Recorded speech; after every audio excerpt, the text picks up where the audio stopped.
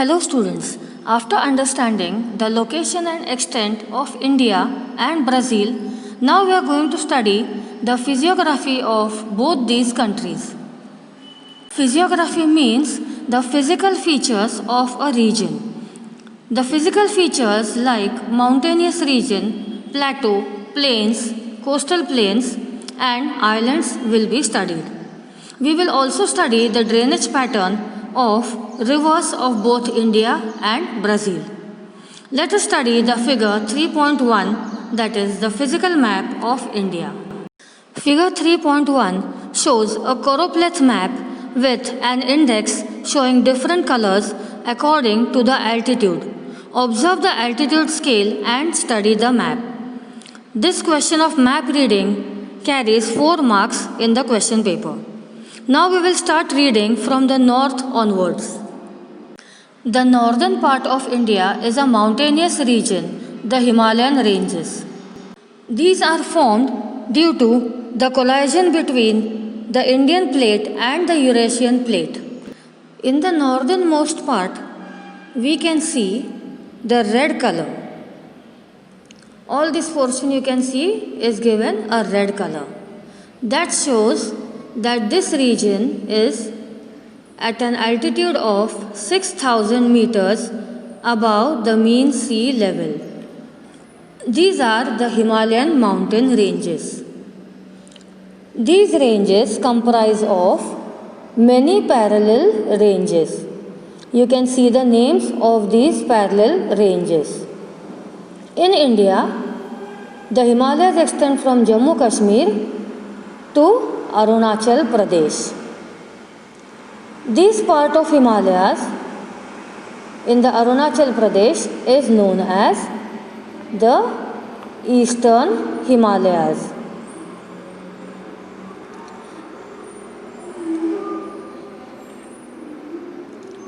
Then we can see that the Himalayan region covers a number of states. Now check which states are in the Himalayan mountainous region. Note down the names of the states in this region. Now as we know that the Himalayas are formed due to collision of the Indian plate with the Eurasian plate. And then the Himalayas were formed due to the collision. So these mountains are fold mountains. There are 2 types of mountains. One is block mountain and the other is fold mountains. So Himalayas are fold mountains. Now there are many rivers also starting in the Himalayan glaciers. These rivers are perennial in nature as they get the water from the glaciers. One of them is the river Ganga system and the other is river Indus or Sindhu. The river Indus or Sindhu starts from near Mansarovar, flows into Pakistan and through Pakistan it meets the Arabian Sea. It is a west flowing river. Here you can see Satluj, Ravi, Chenab, Jhelum are the tributaries of the river Sindhu. They meet the river and together flow into the Arabian Sea. The rivers that meet a major river are known as its tributaries. Now we'll go to the Ganga river system. The river Ganga originates at Gangotri. From the origin, it moves eastwards to the plains and then flows into the Bay of Bengal. This river is an east flowing major river. It has a number of tributaries as well as distributaries.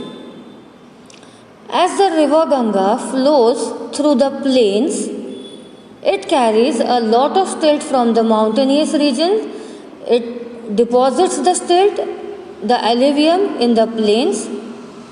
Here it meets the river Brahmaputra as its major tributary, and this huge flow, it goes into the Bay of Bengal. Now, while entering the Bay of Bengal, as this is a plain region, these rivers deposit the alluvium that they have brought from the various mountainous regions, from the various mountains. They deposit it at the mouth of the river, and it flows into the Bay of Bengal. This deposition has led to a huge delta region at the mouth of river Ganga. Here you can see the delta region. These are the Sundarbans. Sundarbans are the largest delta region in the world.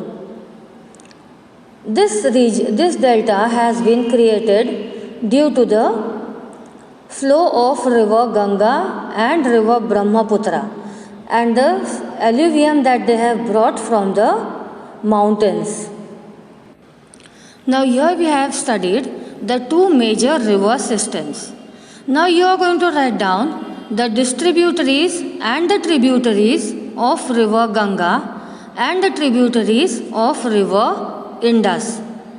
In the next session, we will study the northern plains. Till then, stay home, stay safe.